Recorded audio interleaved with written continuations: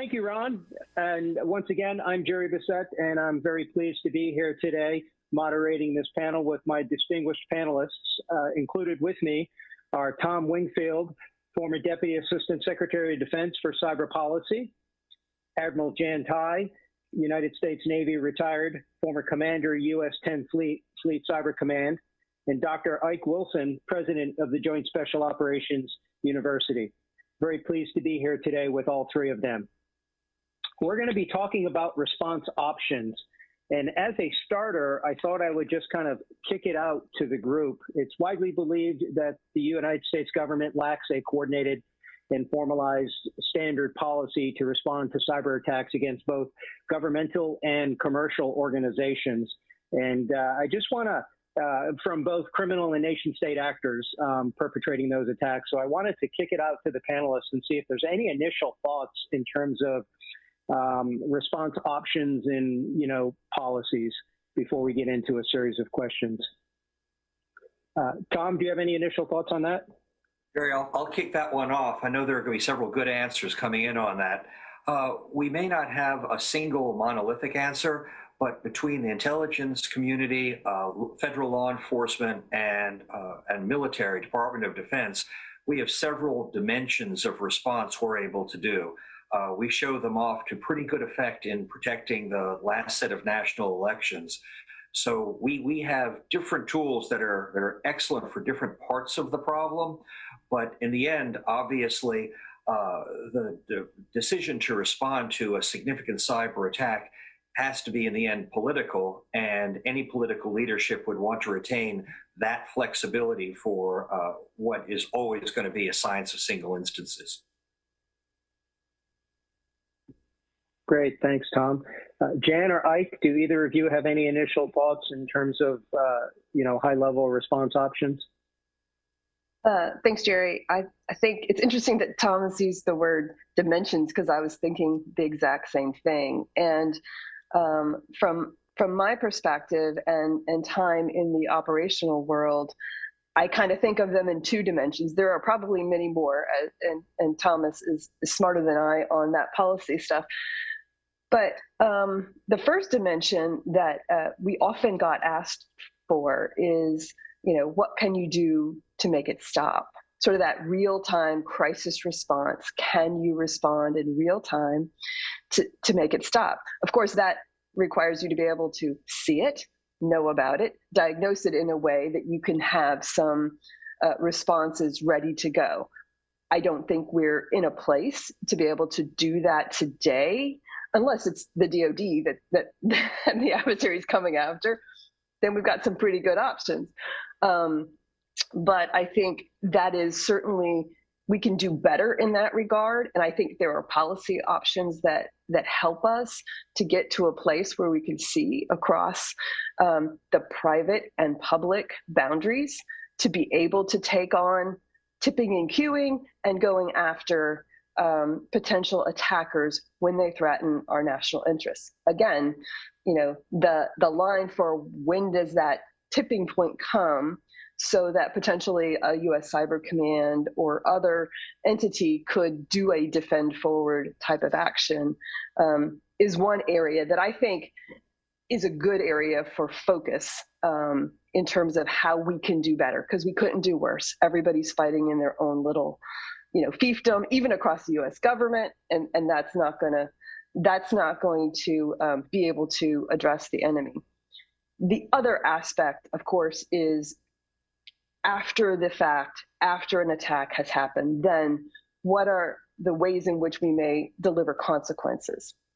And of course, all instruments of national power are available. And quite frankly, most instruments of national power, besides cyber, or the military, are probably better instruments because in terms of delivering consequences, it's probably not something that our military services have prepared for in advance.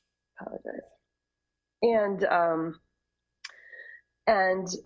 having something on the shelf that could be modified to deliver a consequential effect might not be the right tool. it might not have the right testing implemented. We might not be able to tell policymakers exactly what the effects will be and whether or not there will be cascading effects or not. So that really complicates things. It's not impossible to put options on the table, and we've been asked very many times, what options do you have? And I know that the cyber teams have gone about preparing options, as rigorously as they can. But ultimately, it's a national policymaker decision on whether to use them. And I think in many cases there are better tools. Great, thanks. Great perspective. Ike, what about you? Sure. Hey, thanks, Jerry. And I'd actually like to just add a few comments, picking up on Jan's points. And at the heart of Jan's points, frankly, Tom's as well, I think we understand that we should have an array of flexible response options. And we certainly do have those. But I think both Tom and Jan really hit at maybe the crux of the problem from a grand strategic standpoint, and the fact that in this domain of cyber and all things cyber and information, this is really we're on the threshold crossing of and have been for a while now, of boundary spanning, institutional silo and stovepipe spanning, a paradigm shift, frankly. And I would offer that we are by design separated.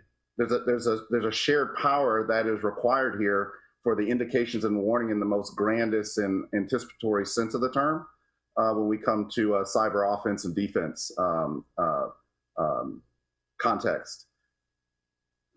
The need to be as anticipatory as possible, but kind of divided and conquered within ourselves because of the legacies of our current national security and defense enterprise, which is still largely designed architecturally from a more military and physical lethal standpoint.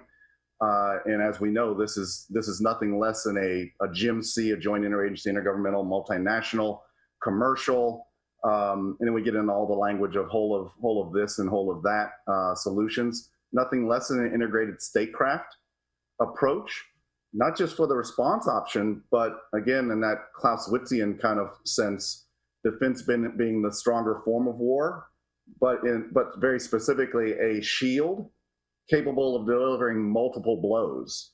So really a set of new architectures that really begins with at the philosophical level of what is the character, how do we characterize the character of change in geopolitical competition, and what that means in these new forms of operational methods and ways and tools and toolcraft of competition and armed conflict and even into full-scale war, boundary spanning, and there's a business lag, if you will, that we're suffering. Our notions and strict distinctions between what constitutes a defensive posture, preparedness, and even a philosophy, an idea of what that constitutes, vice a defensive one, and vice versa, that creates the very ideational and physical seams that our adversaries are able to exploit and take advantage of. So I think we need to think about this from a grander design, a grand strategic perspective. And so I would say something of a whole of community of nation states approach, philosophy, preparedness, and posture to counter what is the kind of competition that we are now embarked upon. Again, a little bit more of riffing off of Clausewitz. How do we characterize the change and how that challenges things like law of land warfare and again those architectures I just spoke of.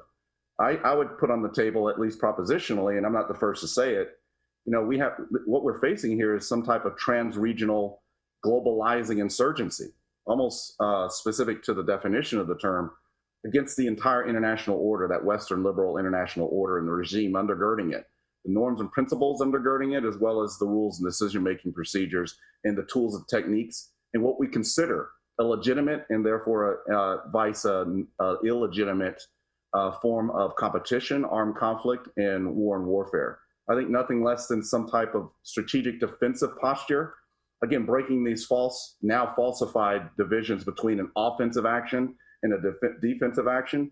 Again, a shield capable of delivering multiple blows. It's an and, not an or. And then these weird combinations that we have to stop considering them and feeling that they're weird. These oxymora that we have to bring a logic to. Things like active containment. It requires an active containment posture and preparedness. A preventive defense, and again, that's taking us back to the 90s and the great Sam Nunn and Bill Perry's work back during the 90s of preventive defense. I think we need to revisit some of that philosophy and some of those architectures that were offered 20 years ago, because I think it's a bit of a back to the future type of situation that we may be dealing with today. I can pause there, but I'm looking forward to the follow-on questions that allow us to maybe flesh out some of that from a grand strategic reconstruction kind of standpoint. So I'll pause there. Yeah, great points, Ike. Couple of things that come to mind. You mentioned the whole of government and the whole of nation approach, and we talked about that frequently with my time in FBI cyber, and really that now needs to be expanded to, as you said, a whole of world, community of nations approach. And to put it very commonly, cybersecurity is going to be a team sport, basically. So following up on that, talking about response options, I mean, do we believe the government should have a defined policy on response options for cyber attacks, and should that policy limit the response to cyber for cyber? Or do you respond more aggressively in the hopes of, preventing future attacks? Any thoughts on that? I think I'll start with Tom, because I'm talking about policy, and obviously Tom was the Deputy Assistant Secretary of Defense for policy. Thanks, Jerry. Before I went into the policy business, I was an international lawyer, and as you all know, international law doesn't require a cyber response to a cyber attack or a kinetic response to a kinetic attack. So, of course, political leadership can decide what suite of tools would be best to as Jan was saying, to end the immediate bleeding, and then to send the appropriate signal or prevent a re-attack for the foreseeable future. As far as the limitations of policy, there's an inherent tension there. You want the clarity of red lines, and the best place we see those, of course, are in the strategic nuclear world, where there is absolutely no ambiguity at all about the U.S. position, about what our response would be to a catastrophic attack. So in those cases, there's a great value to putting that kind of ceiling on what others could do. But when it comes to cyber, obviously, it's more different from nuclear than similar, and it's an everyday kind of thing that we're doing. So then you run right into the need for flexibility, and decision makers would not want to give a potential adversary a list of 50 things they cannot do and 50 things we're promising not to reply to. That would just give them a playbook. So there's a value, and it sounds like I'm evading the question, but I'm afraid, at least from my perspective, the answer is there's a value to drawing some red lines in some areas, especially against catastrophic damage imposed by state actors that can be deterred and you can have meetings with. But then there's a great value in flexibility. And I'll close with the great General Mattis, Secretary Mattis, who was very clear on this. And he said, there is a huge value in being strategically predictable and operationally unpredictable. And I think that applies in cyber at least as well as it does in any other domain. Yeah, great points, Tom. Thank you. Anybody else have thoughts on that?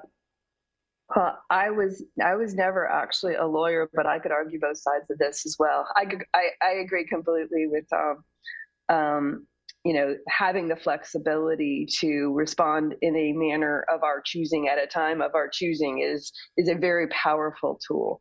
But the other side of that argument is having some areas where we are very clear that we will not accept these types of attacks. They will be answered. Having some sort of policy in that regard, I think, is important. And I don't know exactly where those red lines begin and end, but I think we've seen some of them in the past few years against some of our allies and other nations around the world. Again, if I were going to allot the amount of time at the national level spent on policy, I would be looking for ways to enhance and arm the defense. What are the policies we can enact that allows for collaborative sharing in a way that the nation can see cyberspace, see the attacks coming in, and be able to correlate those events in a way that someone has the capability to respond to them much earlier? I mean, you can go back to SolarWinds, much earlier, because you're seeing it across government and the private sector. And because you can see it all, something is going on, as opposed to everybody, fighting through individually. So that collective defense, things that would enable the collective defense, is where I'd put our policy focus. Yeah, you mentioned SolarWinds. SolarWinds is a great example of the intersection of attacks on both government and commercial organizations. So when you look at the difference between government versus commercial organizations, should our response policy differ? Should a government, an attack on a government agency be treated more harshly than a devastated economic attack on, potentially a Fortune 50 U.S. corporation? Is that for me, Jerry? Yeah, I will give you a short answer and then let others weigh in. But policymakers decide what is in our national interest. And so, if military capabilities, cyber capabilities are created for the defense of our nation. And so if an attack on the commercial sector is significant enough that policymakers want to respond, absolutely. That's what those capabilities are there for, to be used as policy dictates. One quick follow-up on that before I offer the other panelists an opportunity to respond.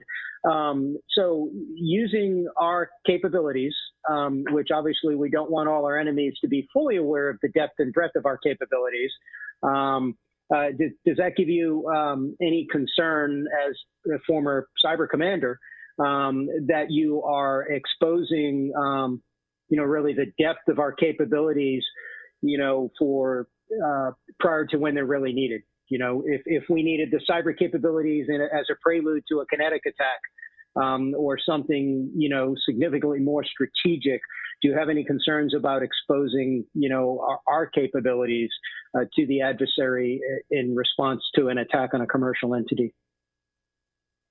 Well, that there's a value judgment there on what's important and what's not, and that again goes back to the policymakers. Our job from the military side, when I was in uniform, was to lay those options on the table and to be able to characterize them in a way that we can describe what kind of effects we expect to happen, how confident we are in those effects, and what are the potential blowbacks and downsides to pursuing that line of action. And one of them might be a strategic capability that we had created for this situation, but we could use it in this one, but policymakers get to decide, whether we reveal that or not. It's our job to put those options on the table for use, when the National Command Authority requires it. Great, thanks. Ike, any thoughts on, should response differ for government versus commercial agencies, when they are attacked? Yeah, thanks, Jerry. And again, like Jan said in her first answer, I agree totally with Tom and in his layout, as well as Jan's offerings here.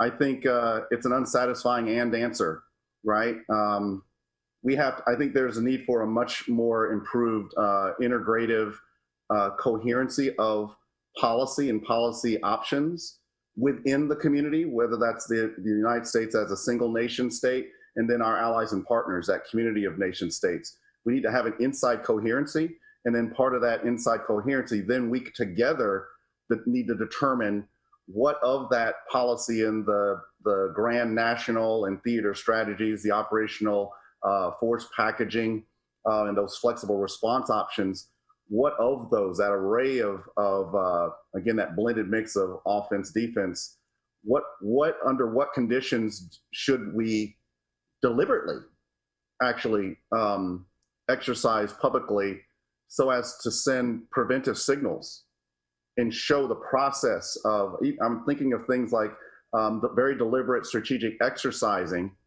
of these capabilities through scenario-based tabletop exercises and in full games, right? Not just war games, but full continuum of cooperation, competition, conflict, and war games, so that we can actually show competitor, adversary, as well as our friends and partners, walking them through what, if this, then this, then what type of decision processes.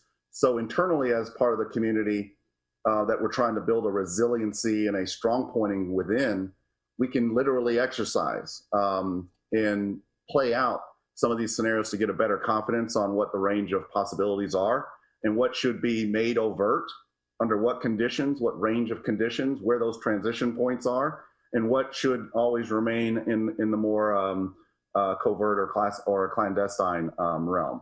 But I think part of this is us as friends, frenemies, adversaries, competitors, and enemies.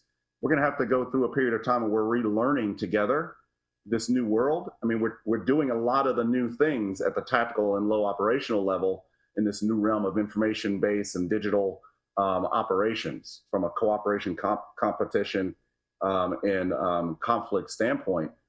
But a lot of the old rules are being chastised, and we don't know what an action is and whether it constitutes within the jurisdictions of classic war or not. And so I think that's one of the most dangerous aspects of this, because it took us probably a good 30 to 40 years during the Cold War period to come to that mutually assured destruction awareness of all parties of what was allowable and acceptable and what was a true red line that would not just get the signaling of a big stick that you're carrying, but a laying down of that stick unequivocally.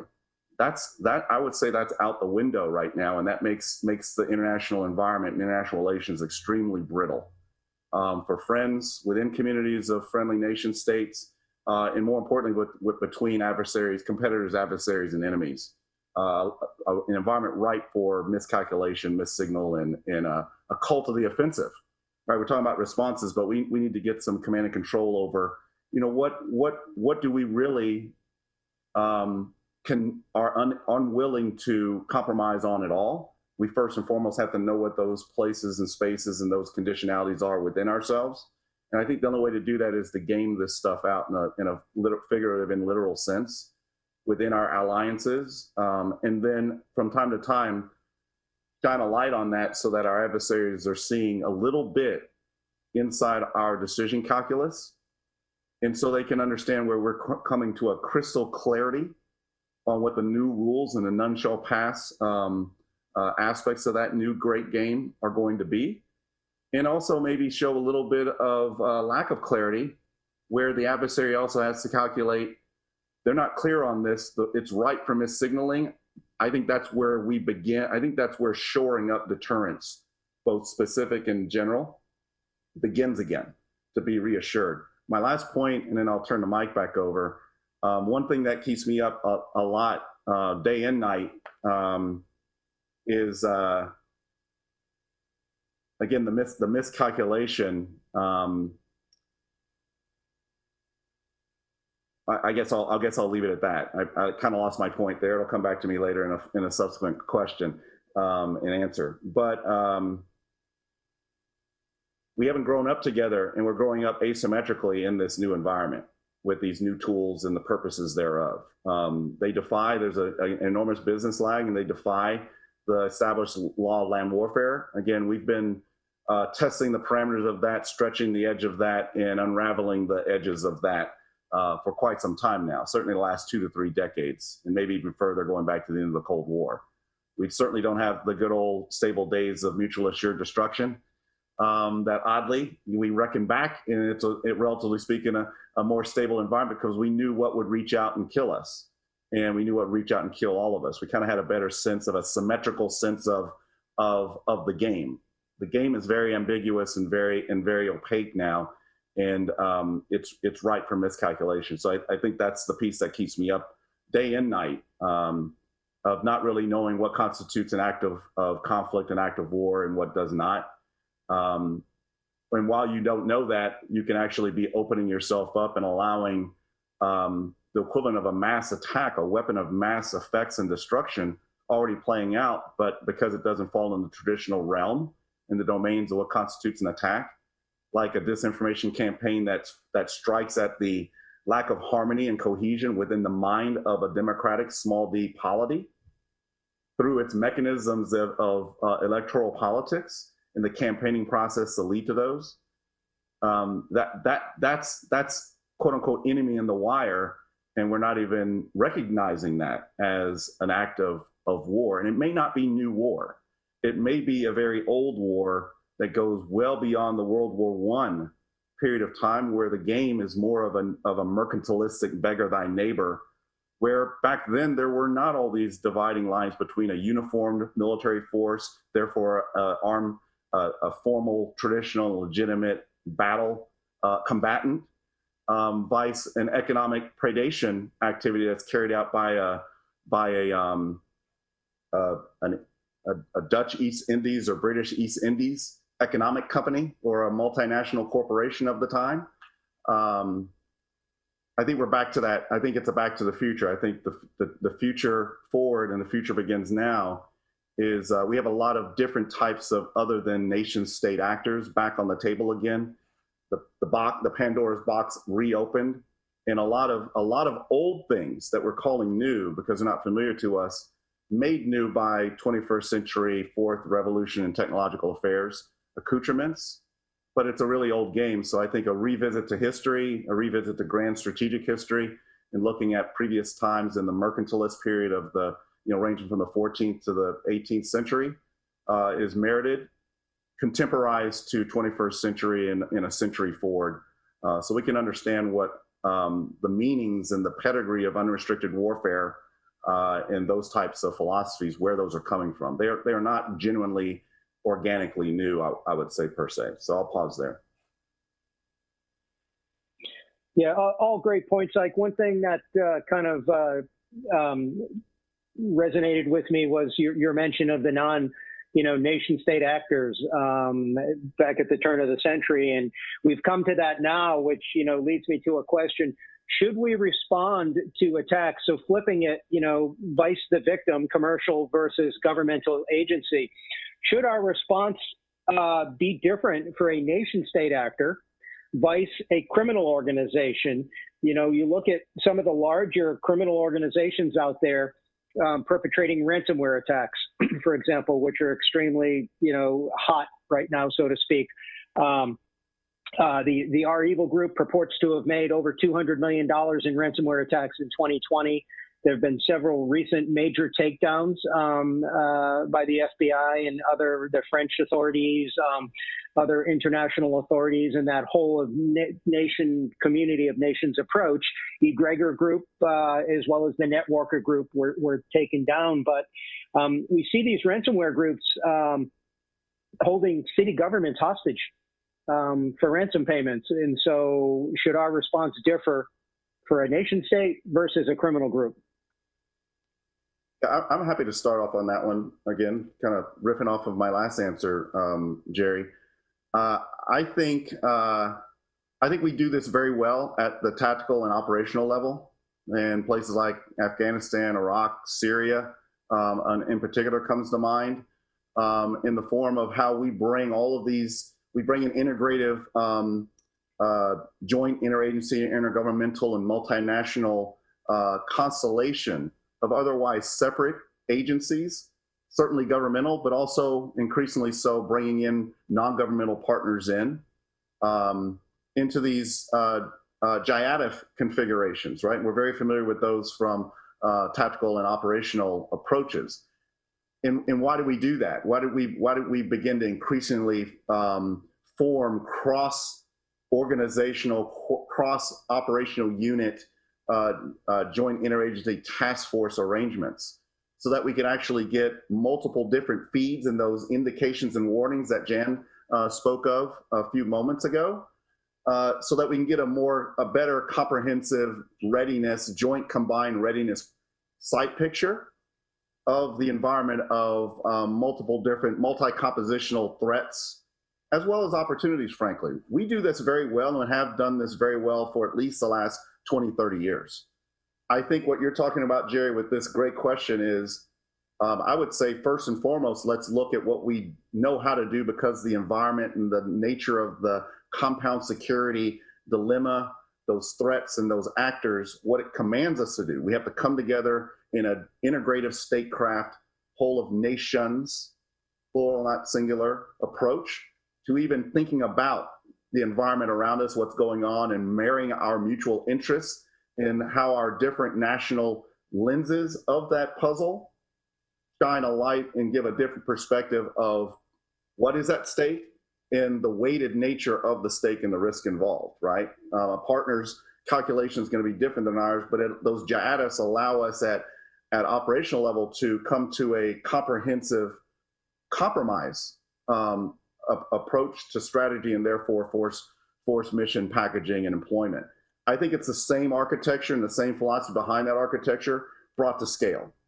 So, and in those kind of configurations, I think those boarding processes between those different agencies are where you determine at any given moment of an attack whether or not that attack is being delivered by a quote unquote commercial entity or a nation state entity or a combination thereof. Is it a proxy or surrogate, witting or unwitting proxy or surrogate relationship? And then we can determine action by action, iteration by iteration, what the right approach is, and then get the timing right? Once we know what needs to be done at a priority, and it may not be the answer every time that a nation state, a clear nation state attack takes priority over an attack at a commercial entity, as an example. It may not be the same answer every time. And I think that gets to that Secretary Mattis piece of being strategically predictable, first and foremost within ourselves. And then at the same time, that enabling us to be very operationally, exquisitely unpredictable, right? I'll pause there. Great. Yeah. Tom or Jan, any thoughts? I'll kick it off with a couple of ideas. Obviously, as Jan had said earlier, we intuitively know that we need to stop the bleeding when there's an attack. And the question then is just a matter of what's the best way to do that. And there are quite a few ways. DoD may be one of the last tools we rely on for things domestically. And there are plenty of legal and cultural and very good reasons for not going to DoD first for things inside our borders. But we have some exquisite, incredible capabilities in the private sector. So there's a lot of capability to do that. And obviously it starts, the first 80% can be taken care of with some pretty prosaic, but still not done defensive things and hygiene things that we can do to make ourselves a less lucrative target. When you're looking at should we respond and then who should respond, obviously the first question is how much damage is done? What's the scope of it? How long has it gone on? What's the intensity? Are things simply degraded or are they fried forever? There are a lot of questions like that. For any of our listeners to the panel, I would point out the work of Professor Schmidt at the Naval War College. He's worked out 7 or 8 factors that we could look at for a novel cyber attack to help us make that decision. And that's a very helpful tool, the Schmidt analysis. Then we get to the question of who should respond. Obviously, private sector, local authorities, state, federal, whether it's a law enforcement problem, which domestically, of course, the FBI should have the lead. And then when we talk about what role DoD should have, Perhaps it'd be something similar to what we did in the elections.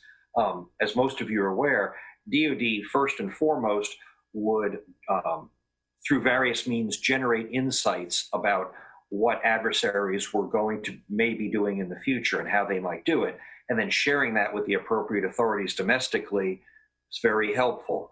Then the second thing DoD would do is, based on that, look at what kind of defensive options could be helpful, and then share that very widely, whether it's uploading things on VirusTotal or simply going to different law enforcement and other groups, even private groups, and explaining here are some defensive options that may work better than others. And then finally, the pure DoD role oversees the idea of finding out where these multiple attacks all come back to, and looking at that one building in that one city where those people are doing those things to our country, and then to one degree or another, either limiting their ability to do that or making sure they never, ever are able to do that again. And there are a spectrum of ways of doing that, obviously, and ultimately that would be for national authorities to decide. So the last thing I'll say about that very briefly is that Ike made a really good point as far as private actors doing this sort of thing and the uncertainty, and that is absolutely the case. What we see in cyber is it's very rare to have crystal clarity on this is a purely criminal or private group that we absolutely know has no connection to any government anywhere, or the opposite. This is a purely governmental activity. They put the GRU flag or the Ministry of State Security flag on it, and they draw attention to themselves. That's pretty much unheard of. Where the 98% in the middle, where there are contractors, where there are entrepreneurial criminal groups that want to make the big boss happy one way or another, we're faced often with the question of to what degree is a state involved? And there are tests that we can use to determine that. And at a certain threshold, a state is involved enough. And the short answer is when the state is picking targets. If the state is picking targets, regardless of who it hires or even permits to deliver the attack, if the state's picking targets, then the state's responsible. And then we have an entirely new tool drawer that we can use because it's a government. We know their return address and we know the pressure points there. So it's a Rubik's Cube of things we need to determine, but it's also a Rubik's Cube of things that we can do to the malefactors once we figure out who they are and what we would like to do to them. Yeah, all great points. Yeah, and when you can attribute it to a nation state, for example, with the Sony investigation, we were able to impose economic sanctions and publicly identify the perpetrators and call them out and identify, as we did with several other, economic attacks where we identified the military people from nation states behind them. And put them on FBI wanted posters. And I think that sends a message to the actors. Jerry, can I inject? Jerry, can I inject? Yeah, sure. To Tom's point, I love Tom's Rubik's Cube approach so much because I think it reflects and shines a light on this underlying issue at play here, and it's a question of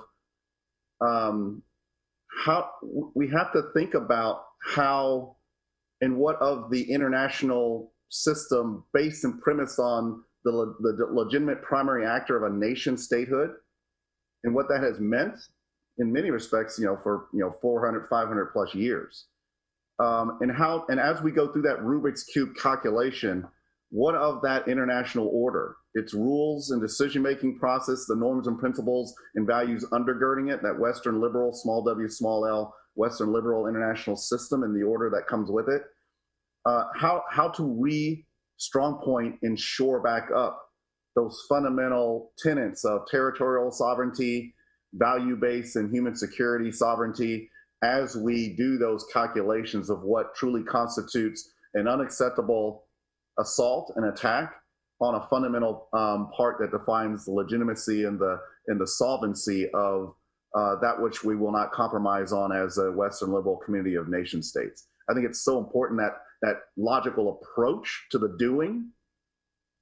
In doing it that way, it actually walks us through a revisitation and a relearning and a reconsideration of the reconstitution, small c and big C, of us as an international community of nation states. So I just wanted to inject that. I think it's such an important approach that Tom put on the table. Yeah, that brings to mind a thought. You know, if you look back prior to 9/11 and the global war on terrorism, I think, you know, it was widely known that certain terrorist groups operated in certain countries, but we never really held those countries accountable. And post 9/11, we developed a very defined policy of, if you are a nation state and you allow terrorist organizations, whether or not they are affiliated with your nation, to operate from within your boundaries, you will feel the wrath of the United States. So are we at that point with cyber?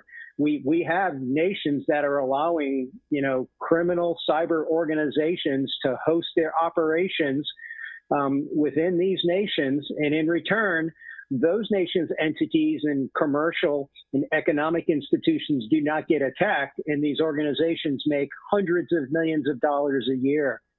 So are we at the point where we hold the nation responsible for the people that are allowed to act within their borders? And how do we do that? Jerry, I think the part of a very complicated answer, the first fundamental layer of that answer, from my standpoint, I'll put on the table, maybe we can build off of it, would be yes. I think, if in its premise on underlying question, do we still intend for the international world system to remain premised on the primary action of a primary actor called a nation state? And do we want to have the principles of that legitimate sovereignty to still, to some degree, be based on territoriality, the boundaries? If the answer to any of that is more yes than no, then I think the way of reaffirming that is to begin to hold and reinforce the holding of nation states to the responsibility of witting and unwitting, becoming a witting or unwitting safe haven and safe harbor for these types of entities. Just the same as a physical entity when we're looking at the Al-Qaeda sanctuaries within a Taliban controlled Afghanistan. As porous as those boundaries and borders are, still an expectation by the international community that to be considered a respected and recognized nation state actor, you must maintain some degree of a monopoly control and regulatory hand over the instruments and intent of violent action, not just physical in this sense, but ideationally and digitally in the cyber realm. So I would put that down as one layer of the towards a complicated and compounded answer, certainly, to this great question. Yeah, thanks, Tom. I'm sorry, Ike. Any other thoughts there from Jan or Tom on that? Go ahead, Tom. Oh, I just really briefly. A lot of it depends on what those people are doing to us. I mean, if it's crime, intellectual property theft, something along those lines, then, you know, we have an FBI and we've got federal law enforcement. They are really, really good at doing, following that sort of thing to its origin. So, of course, they should have the lead domestically for that kind of thing. If it's espionage, well, we still have the FBI for that domestically, and then other agencies that can operate internationally for that half of the problem. Once we start talking about things that have a military component, that start looking and feeling like military operations or preparations for what could be in the future a military attack, that's where DoD has a stronger equity. But even so, it'd still be operating overseas to do that. And for all of these things, it's amazing the degree of cooperation. So it'd be very, very rare for the FBI to go charging off all by itself without the support of the intelligence community and without DoD and its various organizations providing the appropriate support from overseas to that effort, and vice versa. We saw that in the elections, and it was a very pleasant surprise, the teamwork and the professionalism of each group doing what it does best and then working together to make that happen. Two very quick final points on that. we've got two doctrines that perhaps the United States could reinforce because we played a leading role in developing them internationally, and they really do asymmetrically support the rule of law nations of the world. One is the doctrine of due diligence, the idea that there's an affirmative duty to keep your territory from being used to conduct international wrongs against another country. It's not just an academic doctrine, it's an actual way of doing business that most countries support most of the time. And it can be used to show a light on countries that are not doing what they should be doing. So perhaps that's something that we could emphasize. And the other, and it's a longer conversation, but the idea of sovereignty. Pretty much any high-end interference with cyber functionality, or pretty much any physical actions at all in another sovereign's territory, could be construed to violate that country's sovereignty. So, of course, we need to decide where we consider the lower thresholds of a violation of sovereignty. But once a country does violate our sovereignty, we're out of the world of having to wait for an armed attack in a smoking hole somewhere, whether that's caused by bombs or malicious code. When it's a violation of sovereignty, now we're in the gray area, and we have a set of tools called countermeasures that we can use. Things that would be otherwise unlawful become appropriate and lawful under international law because they're being used just against the malefactor nation, just to make them stop violating international law. And it's an amazing array of tools that you would not be allowed to use other times. So that is really custom made for cyber. So if we can get a little bit better clarity on these doctrines that really work in our favor as defenders and not as aggressors, working with allies and partners, and then working through some of the things we can do in these toolkits, I think these are some great capabilities we are only now beginning to discover that we can use without breaking anyone's rules. Yeah, great points, and really get beyond just the economic sanctions response. Are we there yet to respond like that? Have we seen an attack worthy of a response of that nature? That's a very good question. At the end of the day, it's a judgment call. But when we see the kind of generalized interference with our elections, when we see probing attacks against our critical infrastructure, when we see criminal operations to steal intellectual property that, as the Russians say, quantity has a quality all its own, of such, multi-hundred-billion-dollar scale, and the things that are being stolen are not how to make a better toothpaste, but how to defeat an F-35 or what makes our missile submarines just so darn quiet. When we see those things, we should probably look at them as campaigns in total and make our decisions about how to respond, rather than look at each individual intrusion, because almost never at that level would any one of the deaths by 1,000 cuts, would any one of those cuts justify a serious response? I think that when we see, to Tom's point, has to be increasingly more ecumenical in terms of the we being allies and partners, right?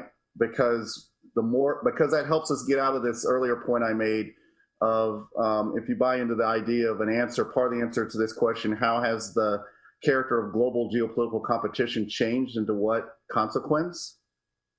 My answer being, I think it's changed to a 21st century form of neo-mercantilism. We're back to a 21st century form of an earlier style of competition and conflict, more equally as much absolute gains competition and conflict as it is zero-sum based. Predation at the heart of any form, not limited to the military realm and certainly not to the military kinetic. And premised on beggaring thy neighbor and driven by a character of transactional international relations and intranational relations in a zero-sum kind of type of self-help approach. The more those gravitational tendencies pull individual nation states to ask and answer Tom's question of what are we seeing and who the we is, and if the more that becomes individual, it's hard to add up the single-ish incidents of attacks.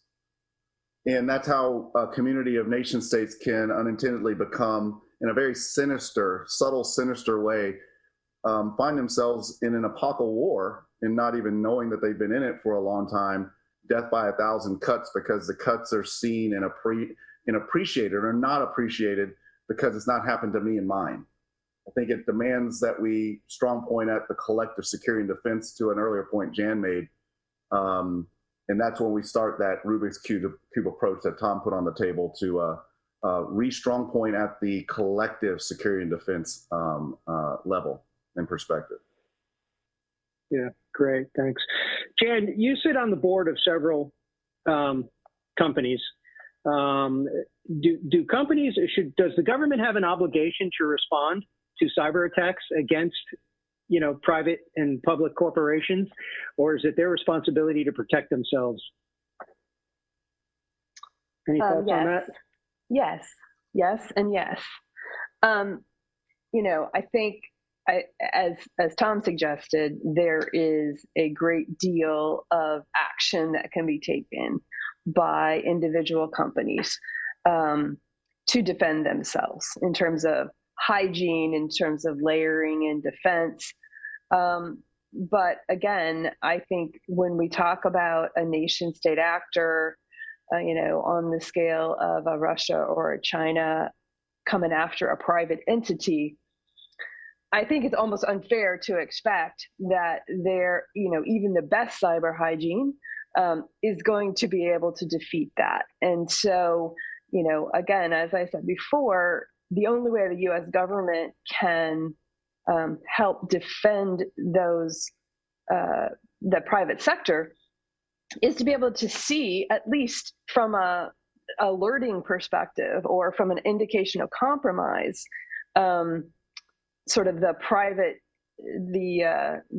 view of the whole nation. You have to be able to see it, and you have to have processes in place by which we don't have today, processes in place by which the government could respond quickly to help, again, stop the bleeding and defend our national interests, which include, the commercial entities, particularly critical infrastructure, banking, energy, et cetera. But really, as a whole, our national interest depends on this private sector, and our economic interests depend on it. So I think there is a lot of opportunity to do better in the cross collaboration in this space, and we couldn't do worse, truthfully. We've had a whole lot of attempts at information sharing. That information sharing is good, but it tends to be personality dependent and sector dependent, particularly in the critical infrastructure. And it's not real time, right? It's not what we would consider a collective defense, because it's not coming in at the speed of attack in a way that people could respond. And so, I think there's a lot more the government could do to better protect our national interest in the commercial space. Great, thanks. Tom or Ike, any thoughts on that before I do have a follow-up question to that one, but before we move on to my follow-up, I just open it up to you all. No, I could not possibly agree with Jan more. We've been working very hard to try to push a rope, and information sharing over the last decade or two has not been what we want it to be. Even if we see enlightened self-interest, there are too many other forces, whether it's not wanting to expose yourself to possible investigation, not expose a company to shareholder action, not to look bad relative to your competitors, not to frighten investors or depositors. There are so many other reasons for an individual company to want to stay quiet when there is a huge value in everyone sharing information, that we need to get a little bit smarter at two things. One, anonymizing information and protecting it. And there are several ways we could theoretically do that. And the second thing is go straight to Jan's point. Obviously, she's been an operational commander, so she would know better than any of us. The idea of not just sharing information that builds an interesting background picture over time, which is important in a long-term sense, but sharing information quickly enough that you can see the same 11 things happening in 22 states, that we have a lot of work to do, not just technically, but incentive-wise, legally to protect the information, and then to make sure that the right parts of the government are doing the right things. I think we are moving forward in that last part really well. The last few years, we've seen great policy developments of drawing lines in the road. So we give clearer authorities to different organizations to do different specified things and still enhance their ability to work together. But when it comes to the larger protection of the economy and doing whatever is appropriate for the government to do to protect it, we are just at the front end of doing that effectively. Yeah, Jerry, I would only add a couple of points. I couldn't agree with Jan's layout any stronger. I think this conversation on this question really reveals at least one big area where this government and private relationship that has to become much more tightly integrated and tightly coupled because of the nature of the compounded nature of the threats in the environment. We've identified an area where government can take on those market failure negative externalities that a business community cannot take on because of the nature of the business.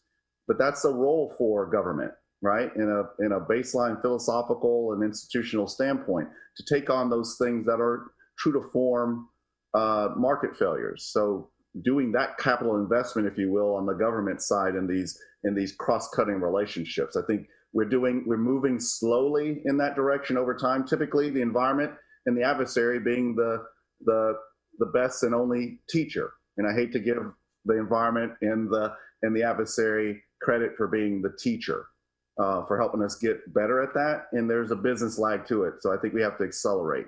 And again, the second part I would say is we're really talking about an imperative, not a good to have, but a must have if we want the power equation to equate.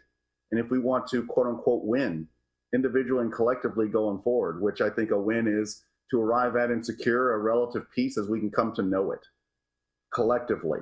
And that has to, the nature of the environment itself is different. I would say it's governed more by a compound security dilemma rather than the old traditional security dilemma that international relations scholars and historians have talked about, written about, and policymakers have designed security-informed policies and worldviews upon. That changes the risk calculation. It's not an additive of individual threats. It's at least multiplicative, if not exponential.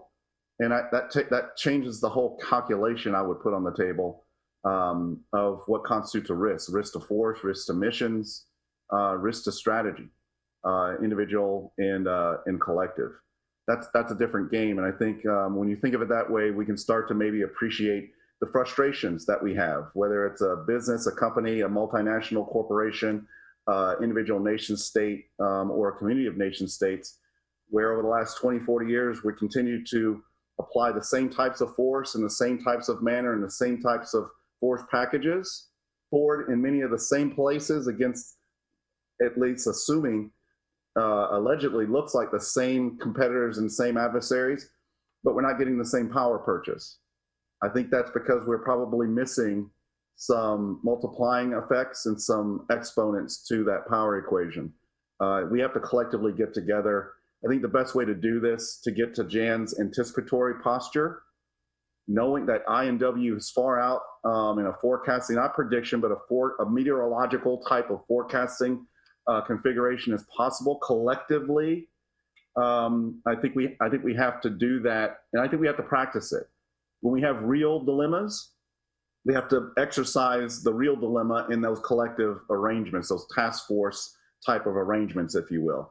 And when we don't have, we have to simulate them and play those out so we can actually develop the ideas of how to reface existing policy, authorities, how to blend authorities across very purposefully divided permissions and authorities, regulatory and legal and procedural different categories. But again, the puzzles lie in the nexus between.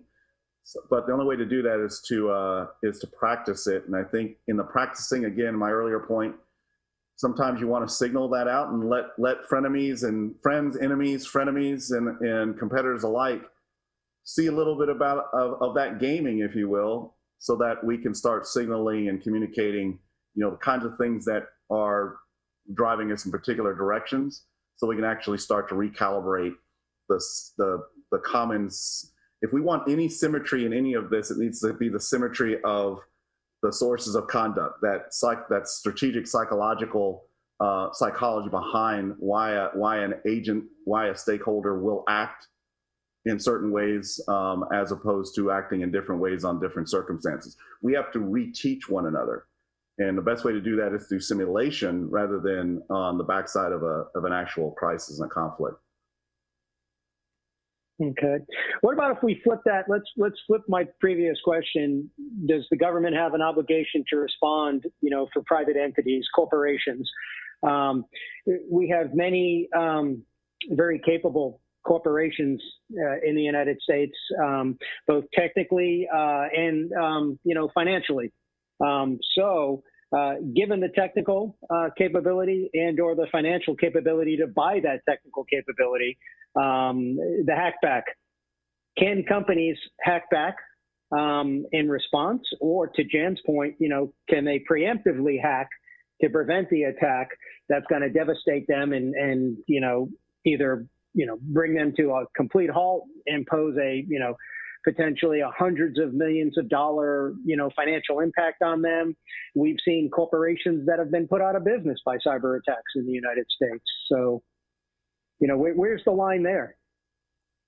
I'll take a first whack at that. And as you all know, the U.S. law on this, the Computer Fraud and Abuse Act, and in one sense, it's a model of clarity because there are just 7 specific bad things that it's a federal crime to do in cyberspace.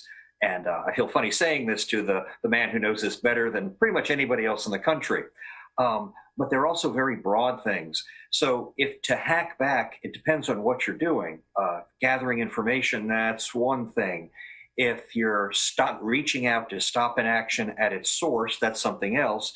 And if you're preemptively thinking that, well, we know this organization is going to come after us, so let's fry their servers before anything happens, that's a different kettle of fish. Not that they may not deserve it in some larger sense, but we may not, even if it's justified on one sense, we may not want everybody in town running around deciding who gets arrested and who gets tried. Maybe we want law enforcement to have that main role there. So that's a really hard question. But where I come down on it is empowering private actors so they know what to do to defend themselves, and then not crowd the great market actors out of the market.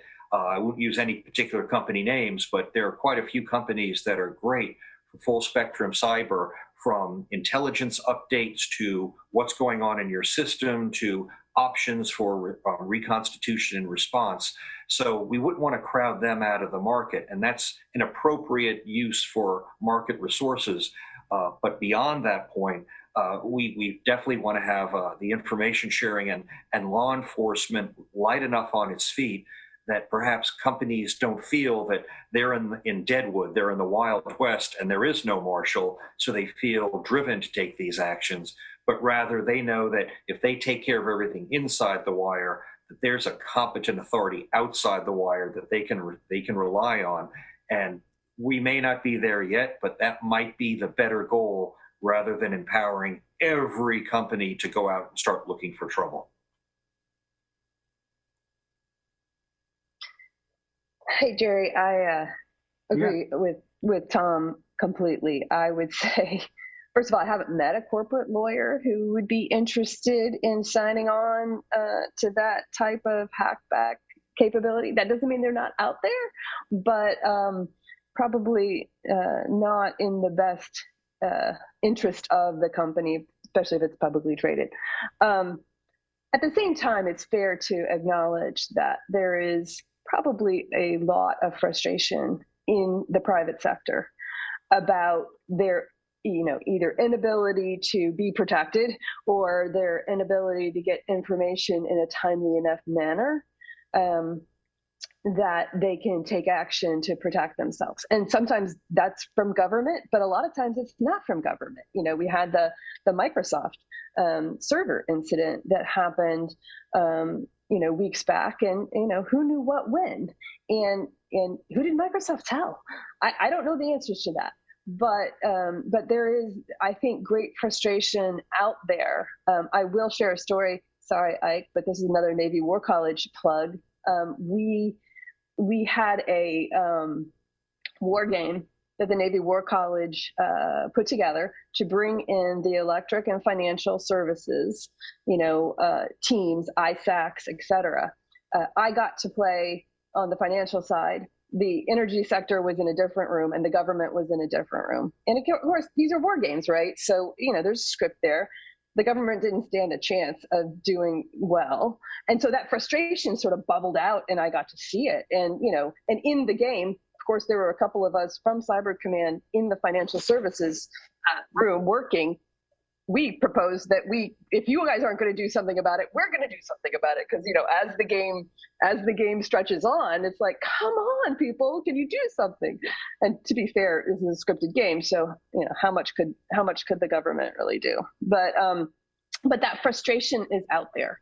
And so getting after that in a way that, empowering the private sector to hack back, probably not the right answer. The space is crowded enough. It would be very confusing to add those kinds of things, but again, we've got to get after policies that would help us all do better and help the government partner with the commercial sector to uplift all the defenses, if you will. Yeah, great thoughts. We've long feared physical damage as a result of a cyber attack. We saw the Black Energy attacks on the Ukrainian power grid. We saw the Iranian attacks on the dam in upstate New York that resulted in criminal indictments. And most recently, we saw the attack on the chemical mix on the Florida water supply water treatment plant, which, if it was not caught and stopped, could have caused, medical, physical damage to quite a few people. So when we cross over, to physical harm from a cyber attack bites just, digital harm, so to speak, does that change the calculus of response? And that's a great question. And obviously, our international law and international policy is skewed toward preventing military attacks and for viewing smoking holes in the ground as the reason why we would want to use military force in response. But the beauty of cyber is that it's not an all or nothing strategic capability. It is full spectrum, and there's pretty much no level of damage you can't cause in theory with cyber. So it can be calibrated, which makes it a marvelous tool for policymakers to be able to move up and down there. When it comes to the kind of reconnaissance we see, testing, we see break-ins, we see perhaps preparations for future conflict that we see, obviously those are very serious. And there's going to be a natural tension there between law enforcement wanting to take the long view, get evidence and make sure that there are indictments, and if it's at all possible, grab the people and try them. The intelligence community, which of course wants to keep it open as long as possible to see where all the connections go to get the clearest long-term picture, which is completely appropriate for the IC. And then the military, once it's up above a certain threshold, to shut it down and shut it down immediately to protect the country and protect U.S. life and limb. So I think we're at the front end of seeing glimmerings of actions like that. And it will be a challenge for us to have our intelligence stay ahead of them so that we're able to shut them down one way or another before they move from reconnaissance and information gathering to actual capabilities that can be used against us. I think in this respect, sometimes we can get bedazzled and lose the forest through the trees. And if we focus on the forest a bit here, the examples you gave, Jerry, in preambling the question, once you get to that part of the scale of attack where it's clear and present, of a physical attack with physical consequences to the national polity, the citizenry, I think the old rules still hold.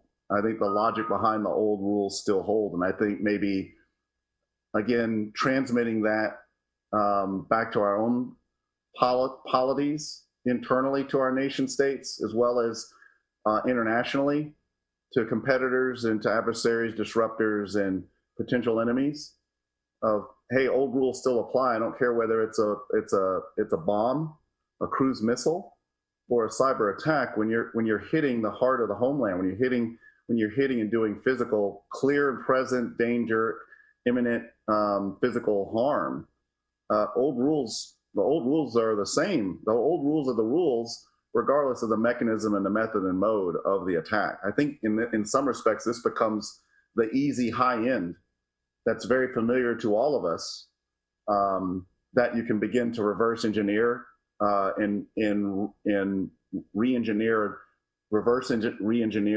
from those clearer incidents where the new is very harmonious with the old and the current, and then work your way down the spectrum to those more ambiguous, truly new in form and practice and intent, in those kinds of attacks that are in and of themselves attacks, but not in the same old traditional ways that we would judge an attack that would, trigger a war response, if you will, in a traditional sovereign sense of the term. I would agree with both of you on this topic. I think there's one additional nuance here that that we haven't talked about that bears some consideration, and that is when you think about the cyber physical and the operational technologies that are out there in our critical infrastructure, in our dams and electric utilities and oil pipelines. We've often toyed with the notion of, well, is it espionage or, is this preparation for an attack? There's really very little real espionage value in getting into a physical system, into an operational technology. There is no reason to do that other than to prepare the battle space for attack. That doesn't mean attack is imminent, but it does mean that that is how the adversary is thinking about it. So there's a lot to unfold there for us in terms of how we defend, how we upgun the defenses of those types of industries and cyber physical capabilities. But there's also something to be asked in terms of our policy response to seeing foreign adversaries, and it's principally not the criminals that are in this space. It is definitely the nation states that are in this space. How do we respond to that? And I'm glad I'm not the one who has to do it, but I think that it's an important question because there's no legitimate espionage reason to be in a lot of those systems. So I'll leave you with that happy thought. Yeah, well, I mean, if you look at, unfortunately, the city of Baltimore has been hit multiple times with ransomware attacks. If you completely encrypt all the computers for a major United States city and the ambulances can't respond, potential government-run facilities that, are involved in, health and safety of human life, should we not have sent a special operations team in to locate and identify the Robin Hood ransomware group and take them out? Wouldn't that have sent a great message to every other ransomware group that was going to attack a U.S. city? Or if you look at the failure of the power grid due to severe weather in Texas, what if the next failure of a major power grid in a U.S. area is due to a, malware or ransomware?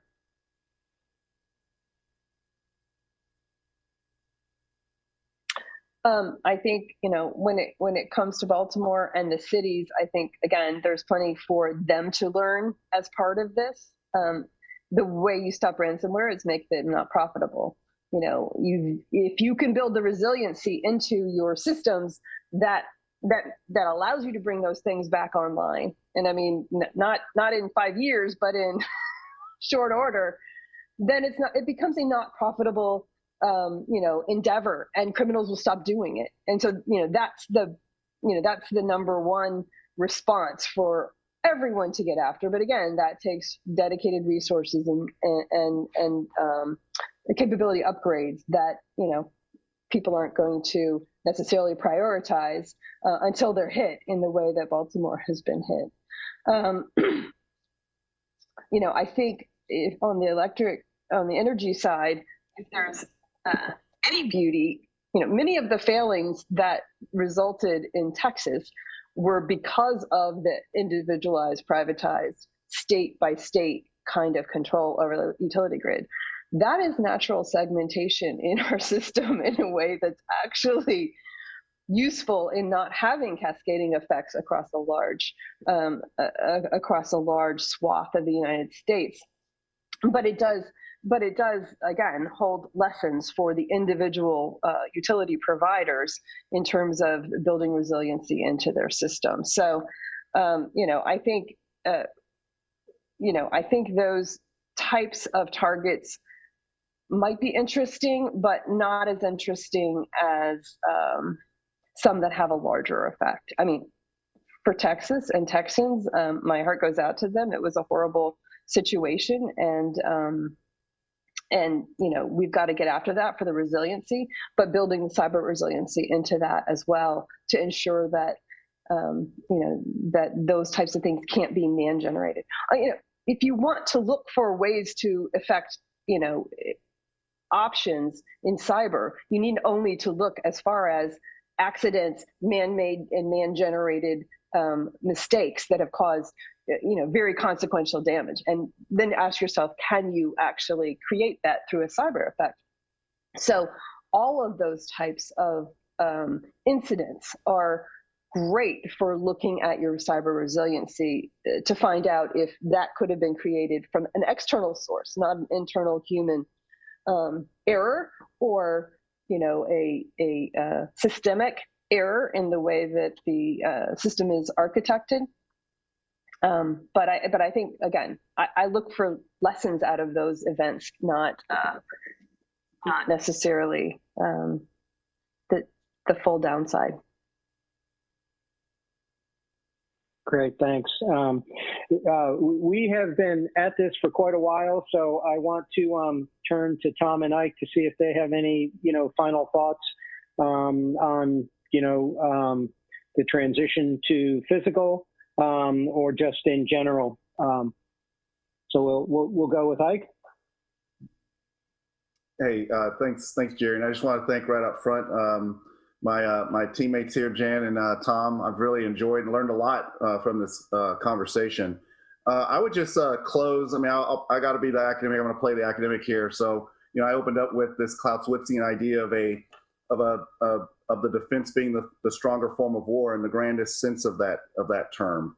And so I'd like to put that back on the table again. And again, the nuances of that, a shield capable of delivering multiple blows, right? Determining, who can, all entities, whether public or private, should be forming that aspect of that shielding. The big question is now in terms of who decides and who controls the decision process of who delivers the multiple blows, in a combination of the traditional and the non-traditional, but soon become the new traditional, the new conventional forms. Who decides? I think the answer is undeniably some kind of combination that in many respects defies the small c and large c constitutional designs, particularly from a Western liberal, small d democratic Republican, small r Republican kind of approach to a nation state construction of the government separated. I know what the government does because it's completely separate from what the non-government actor does. I think it's a combination, and we've got to figure out what those combinations are. We have some very good micro examples of that in the defense, the development, and diplomacy realm at those grand tactical and operational levels of the doings of the last, certainly since the end of the Cold War, that are very relevant today in considerations of bringing those methods and ways forward. I'll end by just riffing another, Little Heart. I think we're at a Little Heart moment, at a moment of grand threshold crossing and transition between the ordinary world we're very familiar with and this extraordinary world that we've talked about today. And let's not forget what, Little Heart leaves us with in terms of grand strategy. With all the different types and compositions of force and elements of nation state power, the imperative of bringing those together in an indirect approach, a comprehensive indirect approach to utility of force for power purposes. Don't forget that a good cause is a sword as well as armor. Again, and that really coincides with this idea of a defensive shield capable of delivering multiple blows. Strong pointing at the heart of the Western liberal international order in those value systems, in those undergirding principles that define what Tom put on the table of sovereignty and what constitutes it, in doctrines of due diligence and those just causes of when you individually and collectively not only have a legal right but a moral obligation to stand up and defend that which must be defended. I think the cyber realm causes us to go back and think about those things that challenge those undergirding principles, but those undergirding principles are enduring and unalienable unless we collectively decide to alienate them ourselves. Well, I'll end there, but thanks to everyone for the opportunity to participate. Thank you, Ike. Tom? Yes, I'd like to thank my teammates for a great discussion. I think we've hit problems from a lot of different dimensions, and that's goodness. And I'd like to thank Jerry for your leadership on this, on tying this wide-ranging discussion together. So thank you for doing that with such a light touch. I appreciate it. In closing, I was trying to think of what global points matter most, and three things just popped into my head very briefly. One is, we've been admiring a lot of these problems for a long time, and not that they're not complex, difficult problems, but we probably need to start moving out toward the solution space, getting together, thinking through some of these things with an eye toward understanding, but then with an eye toward actually structuring our understanding and deciding who does what, and moving toward actual solutions, and not denying the complexity of the problems, but not being overwhelmed by it. So I think it's time to start thinking through some of these things with an eye toward solving the problems. Second point is, and I'm right behind Ike on this one. Before I went into policy, I was running the new U.S. Cyber War College, the College of Information and Cyberspace. So of course I see a huge role for education, and not just the kind of mechanical training that's important at a basic level, but I mean education all the way up. Two levels in particular, with the 05s and 06s, GS14s, GS15s, that are senior enough to have had 15 or 20 years of experience, but still have enough career ahead of them to make some difference. That's where we really need to start producing the broad-minded strategic experts that can see the big picture, that are gifted wireheads, but they understand that there are legal and economic aspects, or they're incredible kinetic warfighters, but they understand that there are diplomatic and other aspects that need to be taken into effect. We're at the front end of doing that, and there's plenty of work to be done by plenty of colleges there, whether it's JSOW, CIC, or others. So that's going to be important. And I also think there's a value in doing desk side briefs for the senior most leaders. I know we're not going to turn all political leaders into cyber experts, but we really don't want to. That's not their job. But if we can sit down with people who know their stuff and are able to clearly get it across in concise terms, then we can get the 3 or 4 or 5 big ideas across to a cabinet secretary or the leader of a department or an agency. That kind of clarity at that level would go a long way to breaking some of these log jams. And then the third and final point is, we've heard more than once that cyber is a team sport, that we, the United States, we have an asymmetrical advantage when it comes to having allies. Our adversaries have client regimes, and we have many countries that, whether it's because of our ideals, our technology, our capabilities, in the free market of diplomacy, would choose us first. And we leave a lot of money on the table, a lot of capability on the table, if we don't engage with them. And I think we're just at the front end of doing that in cyberspace. And I think empowering most countries in the world to be able to see into their own cyberspace and protect their own cyberspace, whether or not they rise to the level of flying cyber missions with us, that goes a long way toward empowering the rule of law countries in the world and the defenders in the world. So I hope we continue to do that. But thank you all very much for this great discussion, and I can't wait to see where we go next with it. Great. Thanks, Tom. Jan, any last thoughts from you? Well, I had a last thought, and then Tom, of course, took it. No, I just to re-emphasize, totally agree with the moving out in some of these areas. Many of them were anticipatable. Is that a word? And we've been thinking about them for a long time and how we deal with moving out with our allies. And the allies part was what I wanted to emphasize, but Tom had it perfectly covered. It's so terrific to be back in the position to be able to collaborate with our allies. So as we begin to think about how we're going to toughen up, strengthen up, create red lines if there are any, we really need to do it in cooperation and collaboration with our closest allies, because we are so much stronger together than we are individually. And I also want to thank all my panelists. This has been a great panel. I hope the audience agrees. And thank you, Jerry, for great questions and for leading us through it. Well, yeah, thank you, Jan, and thank you, Tom, Ike, and Jan, for just really a robust and great discussion. Obviously, three great minds here that brought up many interesting and diverse points, and at the same time, many similar points. From my perspective, I'm just going to close on a simple word: more, M-O-R-E. More can be done, more should be done, and really more must be done, because I don't think we can continue with the status quo in the world of cyber and the way we're responding. And there's obviously, as you all brought up, many options. But again, thank you so much for the robust discussion. I was initially a little worried about what we were going to talk about for an hour, but now I see that we've talked for an hour and a half. And I think we have about 5 minutes left for questions and answers from the audience. And so we'll pause on that note and turn it over for questions and answers. Thank you again all so much for the conversation.